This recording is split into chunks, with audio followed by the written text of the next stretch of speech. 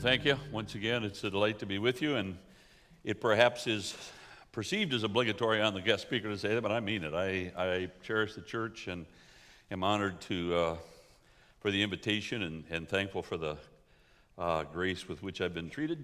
So I'd like this evening to kind of return to what we were talking about this morning, and that is to a line of promises that Jesus made concerning his death. And they're all recorded in the book of John. And it's just fascinating to see how they come together. That is, how they come to pass, those promises. I'm going to take you to that in just a few minutes. But I want to kind of set the stage by talking for a few minutes about a theological reality. And that is the remarkable, inextricable, and bottomlessly important connection between real history and your faith. I don't know that it's as widely and carefully appreciated as it should be that the faith of the Bible is grounded in real history. Now, think for a moment. That is very distinct from any other philosophy or pretender religion. That is, most philosophies, most religions are the function of some supposedly insightful man or woman who had great insights, maybe sat in a hill somewhere, maybe with a big tummy, who knows world. But the point is that they had insights and metaphysical thoughts that if you somehow get in touch with these, that you'll be perhaps wafted to a greater level of consciousness or something like this, or there's some body of secret knowledge which you can be introduced to. None of that is testable. None of that is falsifiable. Now think about this. Christianity, Judeo-Christianity, the faith of the Bible, is grounded in all of its parts in real history. Your Bible, half of it is historical narrative. From Genesis to Nehemiah is a historical story. Now that takes you as far forward as we're going to come in Old Testament history, and then there's another book, Esther, which is already a flashback. But from Genesis to Nehemiah is a historical record. From the four Gospels and the book of Acts are history. So about half of your Bible is historical record. Why is that? Well, listen, let's get real basic. If we are going to know God, God is going to have to take the initiative, right? We are twice crippled. Number one, we are finite. And so we cannot search out an infinite God. And number two, we are fallen. And therefore, we're not only disinterested, we are fleeing. We are in rebellion against that God. So if God's going to make himself known to mankind, he's going to have to take the initiative. Praise his name. He has taken that initiative, and we call it revelation. What is, many of you know, don't be bashful, it's Sunday night. What's the Greek word for revelation? Anybody? Apocalypsis. We call the last book of the Bible the Apocalypse, as in the four horsemen of. Well, what does apocalypsis mean? It means revelation. I mean, it's translated. What does it mean in the Greek? It means an unveiling. And that's how you need to understand. God is unveiling himself. The formal definition, or a formal definition of revelation in a biblical sense is God making known to man that which man could not discover for himself. Now, God has done that, and we have it recorded for us in the Scripture, but the point I want to make is this, that at every single stage when God has revealed himself, as recorded in the Scripture, he has always done it in two steps. And I want you to think in this construct for a moment. Think about it. God has always revealed himself in two stages. The first stage is what theologians historically have called event revelation. Now that's God breaking into human history, really, genuinely. I like to say God perpendicularizes himself to human history, just breaks in. And you have the waters of the Red Sea parted, and several million Jewish people making their way across dry land. You have bread falling out of heaven. You have walls falling out at the sound of a trumpet. You have people being brought back from the dead. You have Jesus healing. And so those are, and by the way, the Bible calls those the mighty acts of God. Psalm 146 uses that phrase about 3 times. Celebrate the mighty acts of God, when God breaks through into human history. Now, that's real history, but that's never enough. If all we had was God breaking into human history, we wouldn't understand it. We'd get it wrong. So event revelation, that's the first stage, is always and ever followed by word revelation. So God raises up a spokesman. And in the Old Testament, we call that spokesman a prophet. In the New Testament, we call him an apostle. And the spokesman always had 2 duties, 2 stewardships. Number 1, and this is huge, is to record the event revelation. So now we have a God-breathed, absolutely dependable record of God breaking into human history, right? But not only does he record that event or those events, that event revelation, but he interprets it for us. So now God explains, how well would you understand the gospel if you only had Matthew? Or to say that if you didn't have Romans. See what's going on there? And that's exactly what God has done. All throughout human history, he has taken the initiative. We would be absolutely bereft of any truth if he had not done that. But God has taken the initiative, and he's done it in 2 steps. First of all, always event revelation, and then word revelation, recording and interpreting it. And that's what we have in the Bible. And so the point is that your faith is now grounded in real history. Now, one of the ramifications of that, and it's profound, it's important, is that the faith of Scripture is falsifiable. If it could be proven that those historical events were fiction, then our faith would be groundless. Now, Paul says this specifically about one all-important historical event, and that's the resurrection of Jesus. But folks, that's a historical event. When Jesus came alive from the tomb on the 3rd day, after being slain on a Roman cross, we'll talk about it in just a few minutes, that resurrection is a real historical event. And Paul says in 1 Corinthians 15, he's confronting those who insist that there is no hope beyond a grave. And he says, if there's no resurrection, then Jesus is not raised. And if Jesus is not raised, what? Our faith is in vain. It all goes up in smoke. Now, do you understand? Honest to goodness. Maybe this seems a little esoteric, but it's hugely important. Your faith is grounded in real history. Now, let me enlarge on it just a little bit. Your faith is grounded in specific historical truth claims, the most important of which is that a Nazarene was slain by the Romans and arose from the dead 3 days later. Your faith is grounded in that. And you know, one of the and I'm going to demand a little bit of you here, but one of the dynamics of that set of truth claims that we might as well come to grips with is that in many cases, those truth claims are a bit bizarre. I mean, the idea that Jesus of Nazareth arose from the dead after 3 days, that doesn't happen. Again, the idea that the waters parted in the Red Sea or the Jordan River, that doesn't happen. You've never seen that happen. You can't make that happen. That doesn't happen. So think about it this way. You have invested the eternal safekeeping of your soul's spirit in a gospel which includes the Bible as a large, but as a whole, but then specifically the gospel story of Jesus. It's a set of historical truth claims which include historical events, purported events, which are really, they're not, it's a little bizarre to believe that. And let me take it a step further. Here is a curious reality about history. I think everybody in the room will agree with me about this. Most of it happened a long time ago. Can we all agree on that? So think about what this means.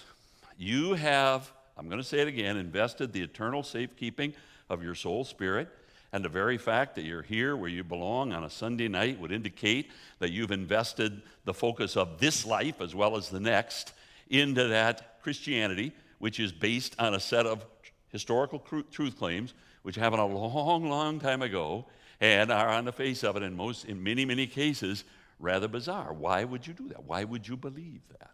You ever thought about that? Does it make any sense to believe the Bible? All right, now I'm not here to preach apologetics, and it would be way beyond my ken. But here's what I want you to understand. All right, I'm going to ask you a question. Talk with me, honest to goodness. If I were to make the claim that I have been doing some study, and I made the rather stunning discovery that Abraham Lincoln was not killed by gunshot. That in point of fact, the story got confused because Wilkes Booth did in fact burst into the balcony, but there was a melee of sorts or a scuffle, and Abraham Lincoln fell from the balcony and died of the fall. Now, that's not particularly important, but you wouldn't believe me, would you, if I just told you that? Talk to me. What would I have to convince you of it? Well, come on, keep going. Proof. All right, what kind of proof? What is it? Eyewitness. You'd have to have more than one eyewitness. You'd have to have eyewitnesses that were their testimony, and this is big, their testimony was circulated at a time when there were still people who could put the lie to it. Now take that with you for a moment to the four Gospels. Folks, I'm taking you somewhere. We live in a day, I had lunch today with some dear friends who are part of this church and dear brothers and sisters, and we got to talking about this. And the fact is that we live in a day when, number one, the world tells us that all history is unknowable, that one man's guess about history is as good as the next. We can't give in to that, folks. We who have invested our lives in this book, we cannot for a moment allow the proposition, the ludicrous postmodern anti-rationalist proposition that history is unknowable. Our faith is grounded in history. That makes sense to you? So number one, we got to come to grips with that. But here's what really concerns me.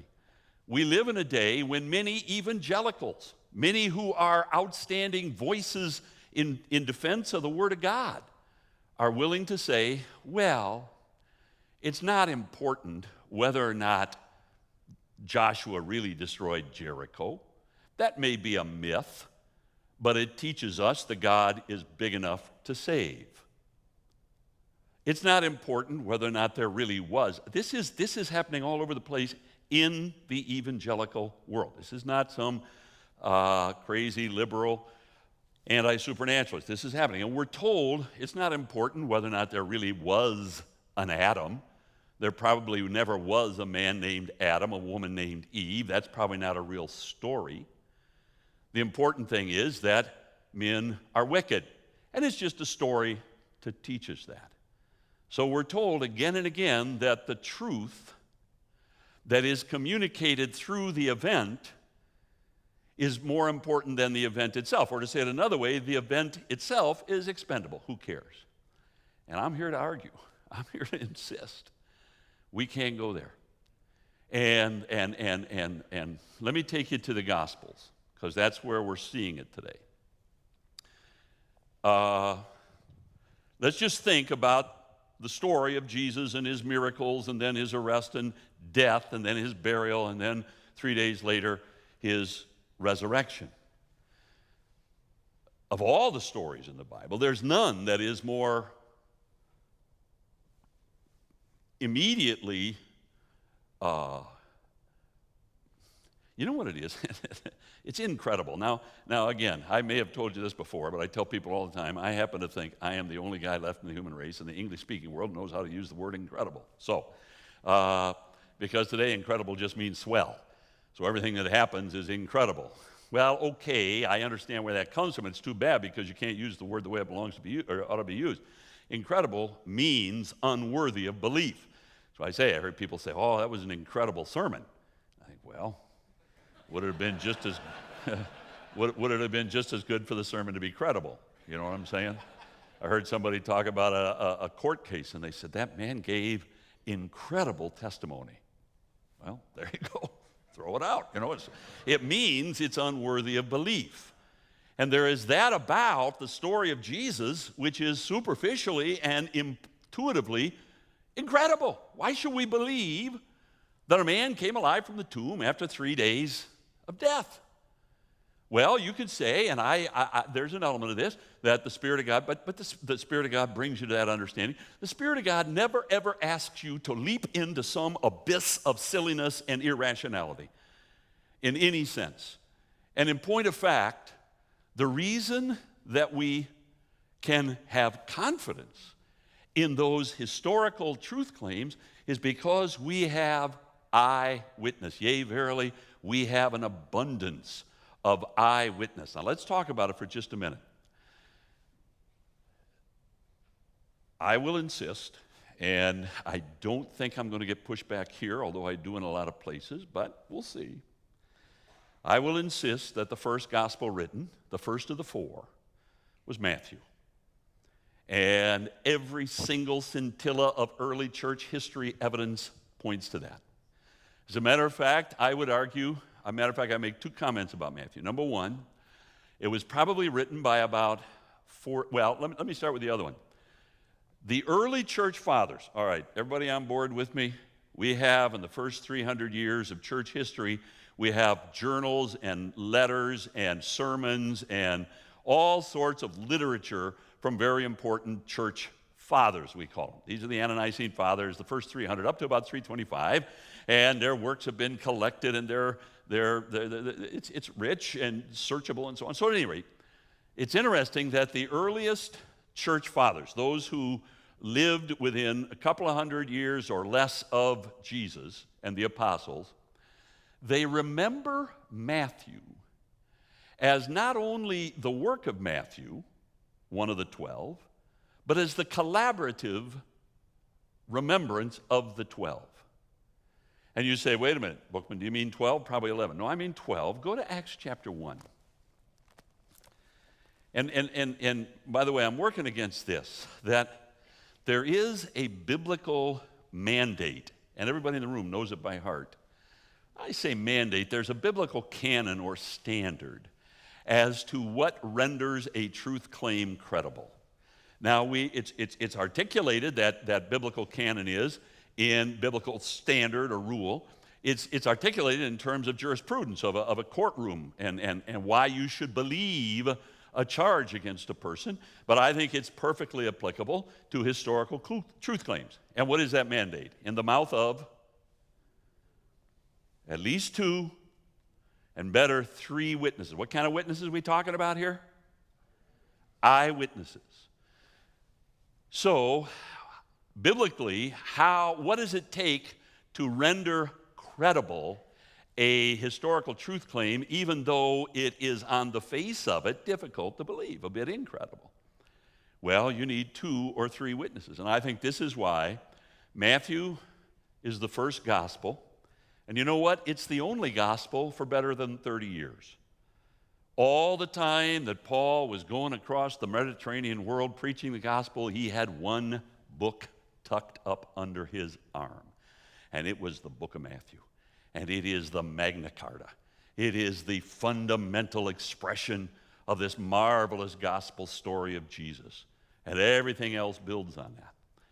But is it enough to have just one witness? Well, that's what I'm going to say. It's always remembered as the collaborative effort of all 12. And you say, wait a minute, what about Judas? Well, you remember that he was replaced. Go to Acts 1. And this is really instructive to me. Are you with me at all? Stay with me. In Acts chapter 1, as Peter, amazingly enough, and this is why John 21 is appended to the book to explain how it is that Peter steps into this position of leadership. But Peter stands up, and he's going to give leadership in choosing a replacement for Judas. Not because Judas had died, but because Judas had apostatized. He had surrendered his spot, and so now they're going to choose a 12th apostle. I say that because there is the notion that all the apostles were replaced when they died. That's not so. There were 12, and there could only be 12, but well, there were some, all right, I better not go down that road, but there were the 12 who were going to sit over the 12 tribes, and Peter is overseeing the selection of one who would replace Judas. But I want you to look at verse 21. These are the requirements that Peter lays down. Therefore, of these men who have accompanied us all the time that the Lord Jesus went in and out among us, beginning from the baptism of John to that day when he was taken up from us, one of these must become a witness with us of his resurrection. Now think about what this means. Peter says that we need somebody else who can bear witness to the resurrection. But it must be somebody who has gone with us all throughout the years in the baptism of John, who has known Jesus well. Why do you think that is? Well, think.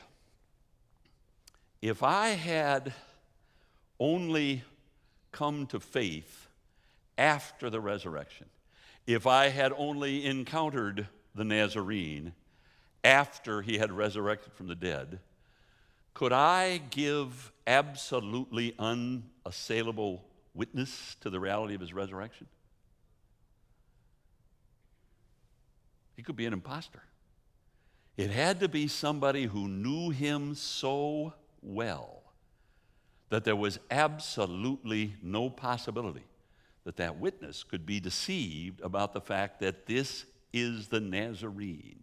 And we know that he died because he died on a Roman cross. I'm going to come to that in a minute. And now he's alive again.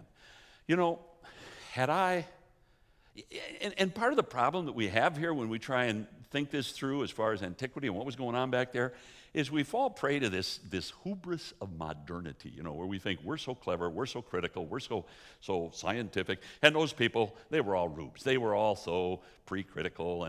And you know, if you told them, hey, I had a friend, he died, or no, if you said, hey, you know what? I died a few days ago, and I came back from life. He'd say, oh, that's nice. Let's have lunch, for heaven's sake. Look, people were just as skeptical back then as they are today. People don't come back from the dead, folks. They didn't then, they don't now. And so I say, think about this. If I were living in Nazareth, say I had lived my life as most people did. Most people lived their whole lives in the village where they were born. I'd lived there my whole life. And I had known this man. As a matter of fact, I had known the boy. I knew Mary and Joseph. I could remember when they returned and settled in with that little boy, and then Mary had several other children, and I could remember perhaps when somewhere along the line they had said goodbye to their father, to Jesus, to his adopted father, because it's quite clear that somehow Joseph died and Jesus stepped into the role of elder brother. But now I can remember Jesus maybe as a boy. I'm about the same age, and I remember when we would go to synagogue school to the Beit Midrash day after day, and he was hard on the curve, you know, but he was just one of the boys in town there. And I can remember when he apprenticed as a stonemason. I love carpentry, but he was a stonemason. I mean, the word carpenter that's used of Joseph is tekton, and it means builder. And you don't build with wood in Israel. There's no wood, so you build with stone. So almost certainly Jesus was a stonemason. He would have apprenticed with his adopted father Joseph for many years. Maybe I can remember when Jesus had taken his siblings and apprenticed them as stonemasons and so on. In other words, I had known this family. I had known this man, Jesus, this boy, this young man, this man, Jesus, all of his life. Now, a couple of years ago, he did a strange thing. You don't do this much in that culture. He left his village of Nazareth, and he moved his family to Capernaum. And then I heard about and then I heard that he had gone and gotten himself crucified at the hands of the Romans. And now comes the day, I'm making this up in all of its parts, but now comes the day when during those 40 days of resurrection ministry, Jesus, doesn't say this explicitly in the Bible, but allow me my imagination, he shows up here in Nazareth. What am I doing? How would you handle it? Would you say, oh, Jesus, you're back from the dead. That's great. That's wonderful. Folks, this is the way I'd handle it. I'd say, you know, if he walked up and I'd say, you really look like Jesus. This is eerie. you really look like Jesus. But Jesus died on a cross. And I'd have said something like this, honest to goodness. I'd have said, all right, let me ask you something. Remember that boy that lived down the street from you? And he was climbing in that tree right there, and he fell down and broke his arm. What was that boy's name? Honest to goodness, wouldn't you? Folks, people are not just going to say, oh, he's back from the dead, good enough for us. It's going to take, and that's what it's saying. We have to have somebody who has gone with us in and out and knew Jesus so well that when Jesus came back from the dead, he knew it had to be the Nazarene. This is not a counterfeit. This is not a trick. This is the Nazarene. Does that make sense to you? That's why Peter says it has to be somebody who has gone in and out with us from the baptism of John in order that he might witness to the resurrection. Now, does that make any sense to you? What I'm saying to you is that this business, your faith is grounded in historical reality, claims, truth claims. Those truth claims in many, many cases, they lay claim to very, very difficult to believe events and so on. Why should we believe them?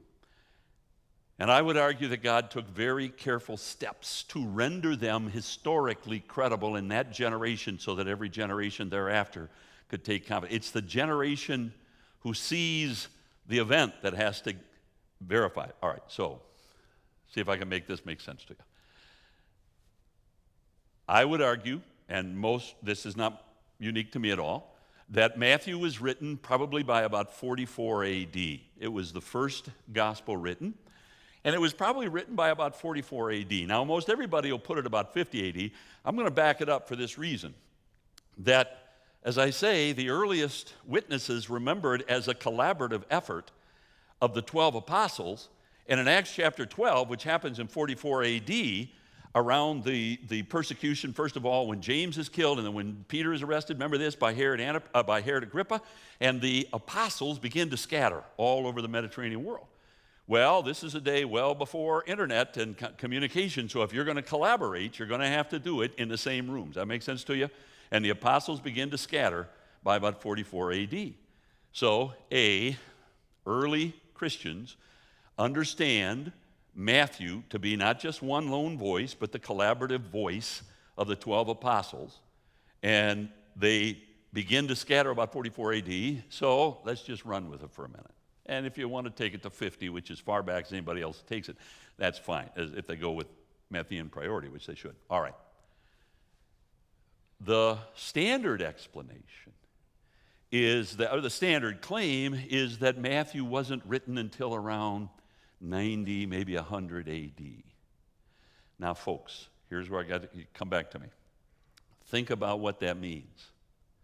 If it's not written until 60, 70 years after Jesus has ascended to the Father, there are the generation that witnessed the miracles are gone. But what about if the book of Matthew is written and circulated by about 44 AD? So, when various preachers, whatever, apostles, make their way to this or that village, when they come back to Jerusalem and they got the book of Matthew and they read those stories, there are still thousands and thousands of people alive who can bear witness to either the truth or the falsity and would of those stories. That make sense to you? Here, one of the explanations of the feeding of the 5,000, it's rather popular. You'll run into it not infrequently among the critical crowd, is that what really happened was that Jesus made his way across the lake to plain of Bethsaida, and a lot of people followed him. He was the best show in town, and it got late in the day, and Jesus said, feed him. Well, we can't feed him. What are we going to do? And a little boy came and said, well, I have my lunch. It's just 5 loaves and 2 fishes, but I'd be glad to share it. Now, here's the standard explanation among the critics. That probably what really happened was that everybody else in the crowd, or a number of other people in the crowd, said, well, I wasn't going to say anything, but I brought my lunch too. So they got theirs out. They were so moved by the generosity of this little boy. And so by the time they all shared all their lunches, there was plenty to go around, and it was a happy day, and everybody had plenty and picked up some extras. All right. That may work if the story is not written down and told until 3 or 4 generations later. But what about if Matthew is read up in Galilee at a time when most of those 5,000 people are still alive? And if all that happened that day was that we all shared our lunch and it was a happy day, and now you read this story that says Jesus miraculously multiplied those 5 loaves and 2 fishes, you got thousands of people who are going to say, come on, I was there that day, it was a nice day, give me a break, what's the miracle stuff? Does that make sense to you? Honest to goodness. You have invested your faith in a set of truth claims which are radically incredible and which happened a long time ago. Do you see how important it is for you to understand, how important it is that that record was written down, and this is every scintilla of historical evidence demonstrates this. That record was written down at a time when, and circulated at a time when there were thousands and thousands of people who could have and would have put the lie to it if it was a fable. Does that make sense to you? As a matter of fact, by the way, there's another dynamic here, and that is that record was circulated at a time when there was a whole community of unbelieving Jewish leaders who were rabid to discredit it and would have scrutinized every detail. And we have a tremendous body of Jewish literature from that time, and there is never the first hint of a question or a denial of any historical claim of the Gospels. One of the specific elements of the New Testament that really is dramatic in that regard is the genealogies. The curious reality is that you have 2 genealogies of Jesus, one in Matthew, one in Luke. Matthew's is in fact the genealogy of Joseph and traces Jesus to David through Solomon. Luke's is the genealogy of Mary and traces Jesus to David through Nathan. Now, here's the point. Any messianic claimant has got to be able to demonstrate that he is Davidic. Jesus is twice Davidic. And now, by the way, time out. Largely because of the destruction of Jerusalem in 70 AD by the Romans, but we don't have the records. The records are gone to verify that, but we know dead sure that those records were still available in the 1st century. And if there was the slightest flaw in those genealogies, the unbelieving Jewish community would have been all over it because it would discredit Jesus' claim to be Messiah. Never do they challenge those genealogies. Does that make sense to you? Honest to goodness, folks, here's where I'm taking you. Your faith is grounded in history. Those historic, now by the way, all right, why should we believe those historical truth claims? Well, there are reasonable, testable, universally received canons or standards according to which you test historical truth claims and historical records. By every one of those canons, these 4 Gospels are absolutely unassailable. They were written by eyewitnesses. They were circulated, and I should say Matthew is the first one, and then the second one written is probably, I think, Luke. Luke was not an eyewitness, but he makes a big deal of the point in his prologue that he went about and interviewed eyewitnesses. Remember when Paul was a prisoner in Caesarea Maritima for 2 years, Acts 21 to 26. Remember this, before he was sent off to Rome? And I think during those 2 years there in Caesarea Maritima, he'd been arrested up in Jerusalem at the end of his 3rd missionary journey, and he'd been brought down here for protection, and he was being kept in the beautiful palace there because he was a Roman citizen, but he had 2 years, and I think it was probably during those 2 years, and those years were about 59 to 60 AD, that Paul sent Luke up into the hills to interview various people, and under Paul's careful oversight and under ultimately the superintending ministry of the Spirit of God that we call inspiration, Luke pens a gospel, and he's not an eyewitness, but he is everything he does. He's a careful historian, and he interviews the people who were involved. And then Mark is basically Peter's telling of the gospel. Peter was an eyewitness, and of course John writes late, as we talked about this morning, but he's an eyewitness. He's the last living eyewitness. So The record, I'm going to go back to my question that I asked before you. Why should we believe these stories? Well, I'm not going to take anything away from the Spirit of God, but the Spirit of God has preserved for us 4 witnesses. And when you think of the 4 Gospels, it's a fourfold gospel. There are 4 men, Matthew primary to his gospel, who are telling the same story. And it's all under this ministry of the Spirit of God. But in point of fact, here's where I'm taking you. The 4 Gospels, and by the way, let me say one other thing. Some people are really troubled over the fact that there are some differences of perspective and detail and so on in the 4 Gospels. Well, if you had 4 witnesses to a crime, for instance, well, let's say there was an accident, and you had 4 witnesses, and you called them each in independently, and they all told exactly the same story in exactly the same order with exactly the same detail, what would you assume? Collusion. They got together and agreed on that story. The synoptic, the fact that the Gospels are at once so similar in that they say the same story and so on, but so distinct in their, that's hugely important to the veracity and the dependability of those as historical records. I have come to the persuasion of late, I'm going to take you to the Bible right now here, so if I've lost you, be patient with me. But I've come to I really think Acts 1:8 is more an apologetic methodology than a missionary methodology.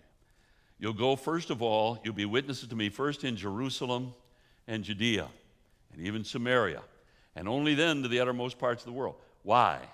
Because that's where these stories are falsifiable. And it's by reason of the fact that those stories were told in the very place where they happened at a time when there were still tens of thousands of people who were alive when those stories happened and could put the lie to them if they were but myth and fable, as we're told by so many today, rendered them historically unassailable. And now, as it spread across the world, their veracity was a function of the fact that they had been tested in a place where they were liable to falsification. Now, that's kind of heavy, but I'm telling you, let me take you now to John's Gospel. And there's one element of Jesus' ministry that, of Jesus' death that I want to focus on. There are 3 times. All right, I'm going to tie these 2 thoughts together before we're done. But go with me, if you will. First of all, to John chapter 3. Listen, you will perhaps, matter of fact, here's a New Testament Bible quiz. There are 3 times in Jesus' ministry, all recorded, interestingly enough, in the Gospel of John, when Jesus speaks of being lifted up. Can you remember these? Well, you may have some passages banging around your head. The first one is John 3 and verse 14. As Moses lifted up the serpent in the wilderness, even so must the Son of Man be lifted up. This is part of the dialogue with Nicodemus there in Jerusalem. And early on in his ministry, Jesus speaks of being lifted up. As Moses lifted up the serpent in the wilderness, even so must the Son of Man be lifted up. What did he mean by that? Well, the next one is in John 8. Now, we've fast forwarded almost 3 years, and we are at the Feast of Tabernacles. It is just about 6 months before its late fall, 32 AD. Jesus is going to die in 33 AD, April of 33 AD. But now in John chapter 8, Jesus is contesting with the Pharisees, his enemies, and they have accused him of speaking on his own authority. You're not speaking for the Father. You're not speaking with any authority. You're making it up. And so Jesus says, John 8 and verse 28, when you lift up the Son of Man, then you will know that I am he, and that I do nothing of myself, but as my Father taught me, I speak these things. So he's saying, when you lift me up, then you will know that I speak from my Father. And the third time is John chapter 12. And this is probably on Tuesday of the Passion Week. It's a fascinating event. I'd love to stop on it, but I'm only going to pick one verse out. This is where the Greeks, the Gentile proselytes, had come and asked to speak with Jesus, and Jesus does speak with them. But he says to them in verse 32. I, if I am lifted up from the earth, will draw all people to myself.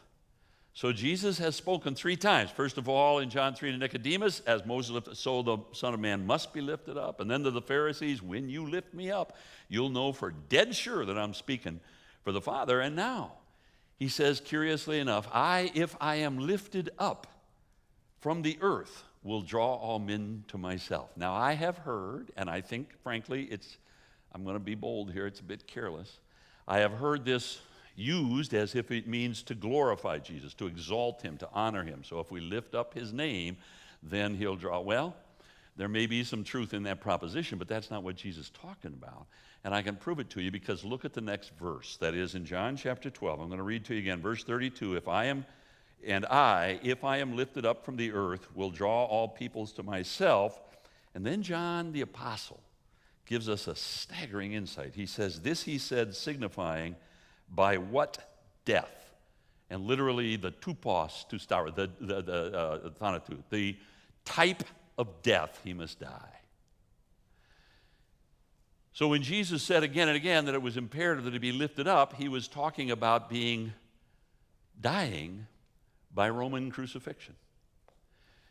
And I'll show you that because go now to John 18. And this is the passage we contemplated. I went by it very quickly this morning. But in John chapter 18, again, now it's about 4:30 in the morning. Jesus has been interrogated by the by the high priest and the Sanhedrin, and he's confessed that he is the Christ. And so now they're bringing him to Pilate. And as we said this morning, when he is first brought to Pilate,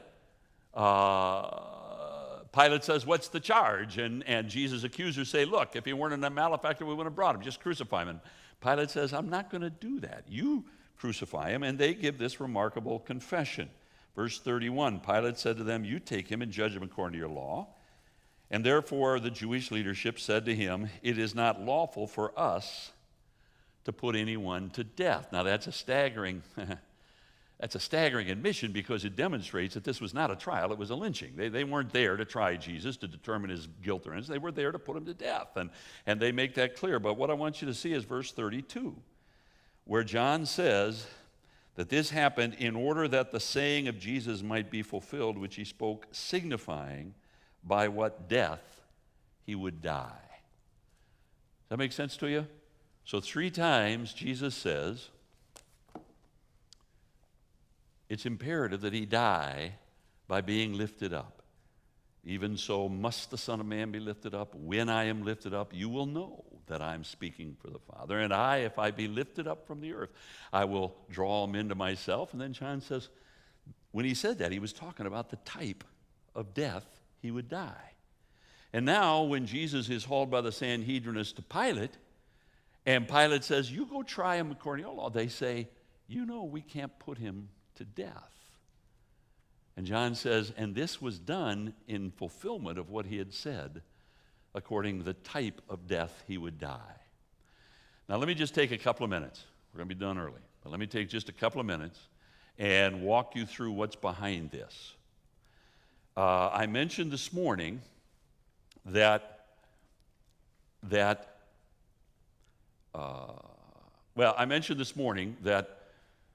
Roman officers had 2 responsibilities: collect the taxes, keep the peace. That became a hideous boiling pot for Pilate in the days of Jesus because of Jesus' wild popularity. And might I say that, and this is one of the aspects of Jesus' life that I most enjoy tracing and studying. Jesus told his disciples in Matthew 10 and verse 16, in that marvelous commission that he gave the 12 after he'd spent a night in prayer and then chosen the 12, and then he gave them that commission in Matthew 10, and one of the verses, verse 16, he says to them, you must be as wise as serpents and harmless as doves. An interesting verse. This is what he says, behold, I send you forth as sheep in the midst of wolves, and therefore you must be as wise as serpents and harmless as doves. And when we read that, it sounds like it's because, in other words, the reasoning is because you are going as sheep in the midst of wolves, therefore you must be as wise as serpent. But that's really not what the Greek says. What the Greek says is this, and it couldn't be more clear. I'm the one sending you. And because you go in my name, now you're going as sheep in the midst of wolves, but you are going to represent who I am. And therefore, if you're going to reflect who I am, you must be wise as serpents and harmless as doves. And Jesus was that. He was blindingly clever. And this is another one of those places where you have to be so careful and deliberate to acknowledge Jesus' real humanity and so on. He had to plan, he had to scheme, he was so good at it and so clever. And but having said all that, the point is that Jesus contrived to make sure that he would not die at the hands of the Jews, but at the hands of the Romans. And I could trace, it has to do with the two cleansings of the temple. You know what, that first cleansing of the temple, the very beginning of his ministry, Jesus absolutely, and this was deliberate, it was clever, he catapulted himself into notoriety. There was, Passover, this is John 2, this is the very beginning of his ministry, and Jesus goes to the temple for the Passover, and he takes a cord and drives out the money changers and takes control of the temple for a short while. Well, Passover is a pilgrimage feast. There were people from all over the world. They despised what went on in the temple, but they couldn't do anything about it with the priests making merchandise of the worshipers and the money changers with their usurious rates, and the common man despised it. And when that crazy Nazarene took a cord and cleansed out that viper's nest for a few blessed hours, the next morning everybody got in a bus and went home. And what do you think they were talking about? And that quick, Jesus' name was on every Jewish lip in the wide world practically. That was deliberate. And Jesus very deliberately, number one, catapulted himself into notoriety, but by the same token, the responsibility of the Roman authority was to keep the peace. Jesus became so wildly popular that whereas his enemies, first of all Jewish and then Roman, might have just sneaked into wherever he was staying and hauled him off and stoned it. All right, let's say it this way. Many times the Jews wanted to stone him, but the Bible says they could not because they feared the multitude. And many times the Romans wanted to capture him, but it says they could not because there would be a riot among the people. Now, this is heavy stuff, and it traces all through Jesus' ministry. But what I'm saying is this, all right, let me ask it this way. How might we have expected Jesus to die? He came to the Jews. He angered the Jewish authorities. We might have expected him to die by stoning. But Jesus says, I'm going to remind you again, he says it again and again. Well, he says it 3 times. That it was important that he be lifted up. And John tells us that what he meant by that was he was talking about the kind of death he would die. And when Jesus is brought by the Jewish authorities to Pilate, and Pilate says, you go put him to death, they say, you know very well we can't do it. You know what? Time out. There's a big discussion as to were the Jews allowed capital punishment by the Romans. And there is every evidence that they were not, especially in Judea. But you tell me, what's the problem with that? What do we stumble over?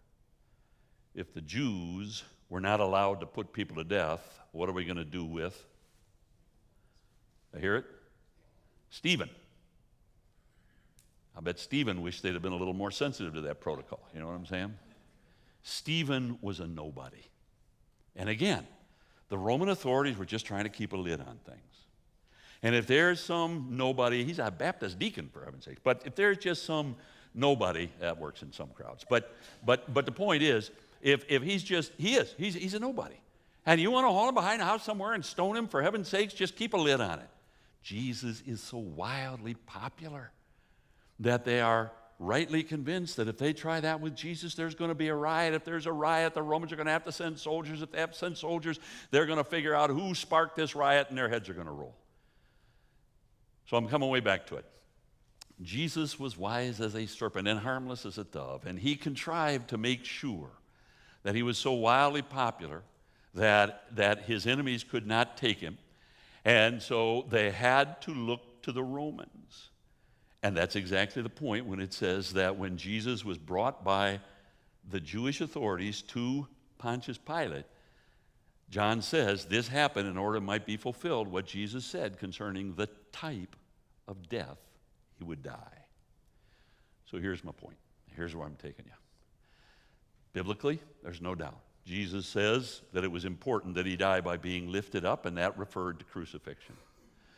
We're told explicitly by John that that's what he was talking about, and we're told that it was by reason of his popularity and so on that the Jews had to bring him, the Jewish authority had to bring him to the Romans, and that fulfilled that. So Jesus was careful to die by crucifixion. And furthermore, he had said, not only must the Son of Man, John 3:14, but when I am lifted up, then you will not be able to deny that I speak for the Father. And if I be lifted up, then I will draw all people to myself. Why is that? Well, let me just warn you. The Bible doesn't say specifically. But I think this is the point, and this is what's going to take us all the way around full circle to what I said before, what I was talking before about this importance of real history. The fact is that, all right, let's ask the question, why was it so imperative that Jesus die by crucifixion rather than by stoning at the hands of the Romans as not a condemned, actually an exonerate, but die the death of a seditionist as opposed to simply being hauled out like a Stephen would and stoned to death behind a house somewhere? Well, I think to get to the bottom of that, we have to understand something about Roman crucifixion. And we know a great deal about Roman crucifixion, and I'm not going to spend a lot of time with it. None of it is pleasant. But you need to understand that Rome had taken a form of execution that was standard and had been around in every, especially tyrannical culture for a long time, but they fine-tuned it. They fine-tuned it. They refined it very carefully. Because for the Romans, crucifixion, and it was an instrument of putting down sedition. And crucifixion was not about executing the seditionist. It got that done, but that's not what was at stake. Crucifixion was about putting down the sedition. It was a gruesome, cruel, unspeakably cruel, extended object lesson that had to be public so that whatever seditious impulse might be broiling in your heart would be put to rest. That make sense to you? Now, for that reason, Rome, and this is my construct, but I can demonstrate it. I think it's perfectly fair. Rome made 4 basic demands concerning crucifixion. When a man was crucified, these 4 realities had to be there. Number 1, it had to be cruel. And frankly, it was cruel almost beyond our imagining. But the reason was that, again, it was to be a deterrent. And this is why, now Jesus' scourging was different. But there was a standard practice to scourge a man before he was crucified. But it was a delicate, almost surgical scourging. Because the second demand that Roman made, it had to be cruel. Secondly, it had to be lingering. They insisted that the man linger on the cross for at least a day. And so they didn't want to debilitate him horribly before they put him up there. So normally the scourging would be rather careful because what they wanted to do was open deep wounds laterally all across the backside. Because on the cross, as soon as a victim was placed on a cross, within minutes his rib cage would settle in on his breathing apparatus and you couldn't breathe. So you had to hoist yourself up. As a matter of fact, most victims died of suffocation. You couldn't sleep, you couldn't pass out, because every time you took a breath, you had to hoist yourself up, because you could. And so this is why, if you wanted to hasten the man's death, you would break his leg.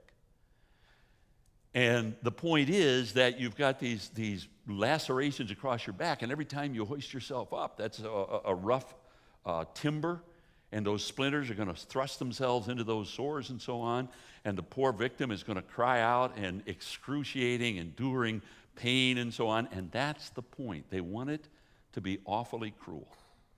They wanted to be lingering. There were always apparatus of one sort built in so that he could, in fact, hoist himself up. He had to be able to hoist himself up. Thirdly, they wanted it to be public. And by that I mean it was always at a city gate, because in that culture, the traffic is going to be bottlenecked into that gate. You've got to go through the gate. There aren't very many. And it would be outside of a city gate on a low rise, not a big hill, but just a low rise, because they wanted the victim high enough that you couldn't escape. You were going to see it. You couldn't get lost in the crowd. You might take your kids and wrap your skirts about them and muffle their ears and hustle through as far away as you could on the far side of the gate, but you're going to see and hear that poor wretch as he cries out in terror. But fourthly, and this is the big one, Rome demanded that it be cruel, that it be lingering, that it be public, but above all else, it had to be absolutely certifiable. In other words, and the issue here is this, and this is why I introduced it the way I did.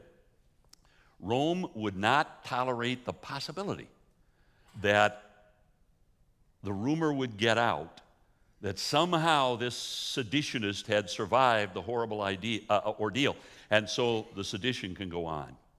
And he had to die on the cross. And there had to be, of course, this is the spear and the blood and the water, there had to be physical, visible evidence of his death on the cross. Because again, they would not tolerate the possibility that anybody would think that he had survived it. And by the way, the point is not that you had to be there that afternoon to see the blood and the water. When you heard in that culture, anywhere in the world, that a man had died on a Roman cross, you knew. You knew because of the universal and absolutely basic demands made of crucifixion. You knew that that man did not come down until he was genuinely dead. And by the way, I've read where if a man was inadvertently, carelessly taken from the cross, and as they lay on the ground, there was the last hint of life, just the flutter of an eyelid. And then he died on the ground. Every soldier, every Roman soldier assigned to that detail was immediately put in the cross. That's how serious they were, that the man had to die on the cross. If I be lifted up, then you'll know that I'm speaking for the Father. When I am lifted up, then I will draw men in. Why? Folks, and here I'm back to it, the reality of genuine, verifiable history. Jesus contrived to make sure that he would die at the hands of the Romans, a death far more awful than anything we can imagine. I think, fair to say, far more awful than stoning, which was, by the way, designed to be humane. But the fact is, Jesus contrived to die in that way so that, you see, because stoning could be botched. I mean, we have the story in Acts 14 of Paul who stoned in Lystra, and it says he was stoned and he got up and he went into the city. And we're saying, what in the world is going on there? Were they bad aims? What, we still don't know. Did he die? Did he not die? We're not sure. Crucifixion could not be botched. And therefore, if in fact, as is the case, Jesus died on a Roman cross, it is beyond bottomlessly ludicrous. Although it's done again and again, it is ludicrous to suggest that he survived that ordeal. He died.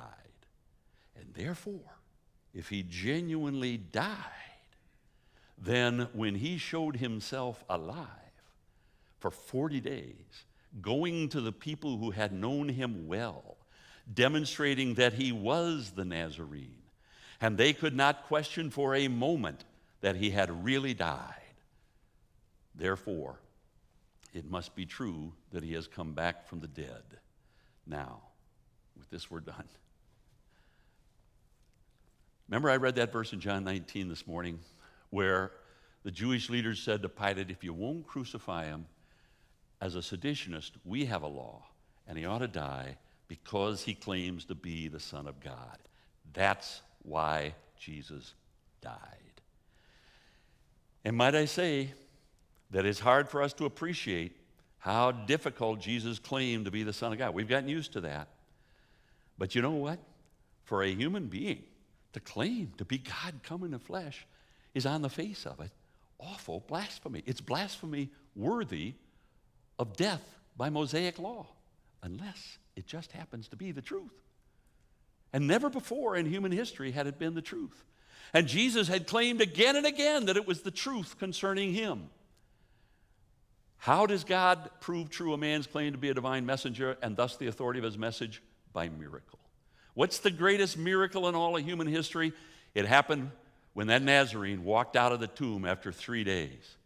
What is it that renders that miracle beyond peradventure, beyond challenge? It's the fact that he died by being lifted up. He died a death that cannot be challenged. And therefore, he came alive from the tomb. Now put it together. John 19:7. You ought to kill him because we have a law, and he claimed to be the Son of God. That's a bottomlessly difficult claim, but it's the truth. Put that together with Romans 1, verse 4. He was declared to be the Son of God. You know, the word that Paul uses there for declared is our word horizon, horizo. And I like to picture it that way. It was spread across the horizon from earth to sky, from east to west. It was blazoned across the horizon in such a way that nobody can deny it, nobody can miss it. He was declared to be the Son of God with power. How? By the resurrection from the dead. The reality of Jesus' claims, terribly, terribly difficult claims concerning himself, the reality of those claims is proven true by the resurrection. And the resurrection is rendered absolutely undeniable because Jesus died a death that is undeniable. And therefore, if I be lifted up, then I will draw him into myself. Your faith is grounded in history. The single most important historical truth claim of the Bible is that Jesus came alive from the dead, and the death that he died was designed to make that claim absolutely unassailable and dependable. Father, thank you again for your love to us and for the gift of your Son. We are surrounded in so many ways, and we grow altogether too careless about them. We are surrounded in so many ways by evidences of your goodness and what a loving and gracious and careful God you are. But above all of those, above all of that, there is this. You have sent your Son. And he lived a life which we never could have lived. And it was a life of sinlessness. And he died a death that we never could have died. It was an innocent death. And he paid a price that we never could have paid. And now, Father, all of that is proven true by the fact that he has come back from the dead. We celebrate that, we honor you, and we rejoice in the gift of salvation that we find in your Son. In his name, amen.